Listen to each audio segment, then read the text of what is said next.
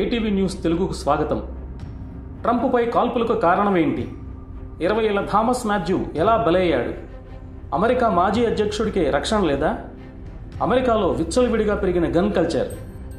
ఇక వివరాల్లోకి వెళితే, అమెరికా మాజీ అధ్యక్షుడు డొనాల్డ్ ట్రంప్పై శనివారం పెన్సిల్వేనియాలో జరిగిన ర్యాలీలో కాల్పులు జరిగాయి.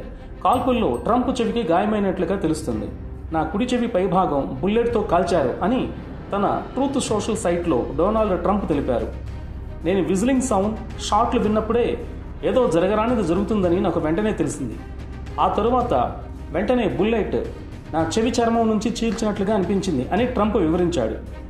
మాజీ అధ్యక్షుడు బాగానే ఉన్నారు, స్థానిక వైద్యశాల సదుపాయాలతో పూర్తి పరీక్షలు నిర్వహించారని Trump communication director Steven Cheung ఒక ప్రకటనలో తెలిపారు.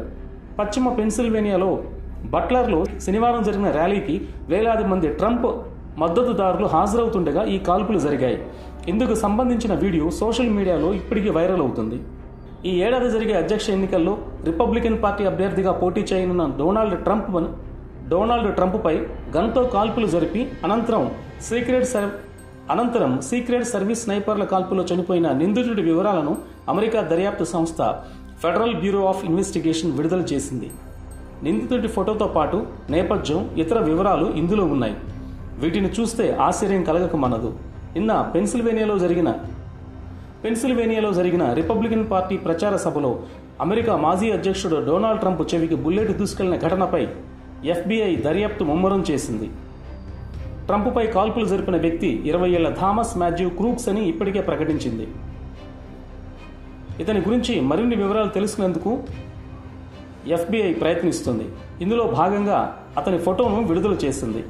కళ్ళజోడు ధరించి నవ్వుతూ ఉన్నట్లుగా ఉన్న అతడి ఫోటోని ఈ సంస్థ విడుదల చేసింది.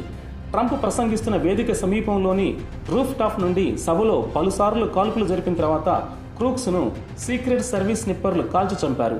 ఒక వ్యక్తి సమీపంలోని పైకప్పు నుండి కదులుతున్నట్లుగా ర్యాలీలో తుపాకీతో అతను సంచరిస్తున్న విషయాన్ని భద్రతా అధికారులను హెచ్చరించడానికి కొంతమంది ప్రయత్నించారని సాక్షులు పేర్కొన్నారు.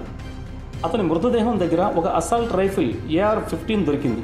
విచారణలో భాగంగా దర్యాప్తు సంస్థ ట్రంప్పై దాడి చేసిన నిందితుడు క్రూక్స్ను సైలెంట్గా ఉండే విద్యార్థిగా గుర్తించారు. అలాగే అతను స్కూల్లోనూ ఒంటరిగా ఉండేవాడని తేలింది. 2022లో బెథెల్ పార్క్ హై స్కూల్ నుంచి గ్రాడ్యుయేట్ అయినట్లుగా తేల్చారు. అలాగే national maths and science initiative నుండి $500 స్టార్ అవార్డును కూడా అతను అందుకున్నట్లుగా గుర్తించారు.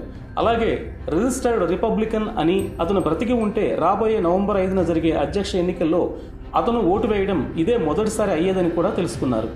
ఈ సంఘటనతో అటు ర్యాలీలో పాల్గొంటున్న పబ్లిక్ కానీ, ప్రచారం చేస్తున్న అభ్యర్థులు కానీ భయపడుతున్నారు.